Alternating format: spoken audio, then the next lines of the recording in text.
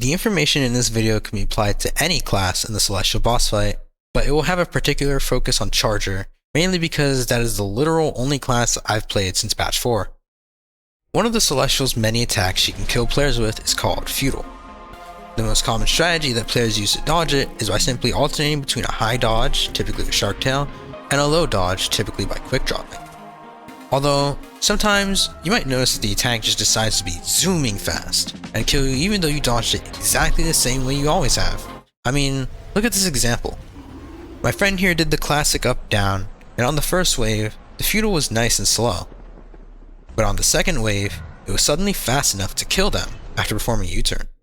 Seems like just complete unfair randomness, but what if I told you that the speed can be completely controlled to guarantee every Futile is slow and easy to dodge? Here, let me demonstrate real quick. When the Futile first spawns, it'll be looking at me for obvious reasons. The pictured blue arrow is the Futile's look vector, which represents both the speed the Futile will move at, represented by the size of the arrow, and the direction it'll move towards, represented by where the arrow is pointing. Now, let's say I Shark Tail up while moving towards the Futile. Keep that in mind. It'll look something like this. After the first wave is where its other infamous mechanic becomes more obvious. Futile will try to predict how I will dodge the next wave based on how I dodged the previous wave. Its prediction will be represented by this red arrow, the prediction vector. When the next wave spawns, it will once again be looking at me, shown by the look vector, but this time, it will also take the prediction vector from my previous movement. These vectors will be combined, with the result being where the Futile ends up moving.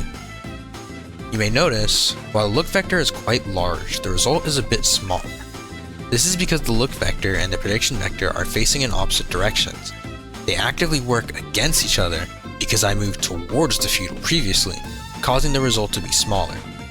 When this happens, you'll have a nice and slow Futile that is extremely easy to dodge.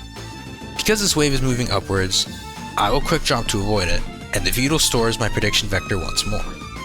But this time, let's say I decide to turn around. The next wave will spawn where I am now looking, but this time, when it generates the look vector, it and the prediction vector are actually agreeing in which direction to go towards. The result will now be much larger because the two vectors are working in tandem rather than working against each other. And well, when you have a resulting velocity that large, you're kinda cooked. With that newfound knowledge, let's revisit the first clip.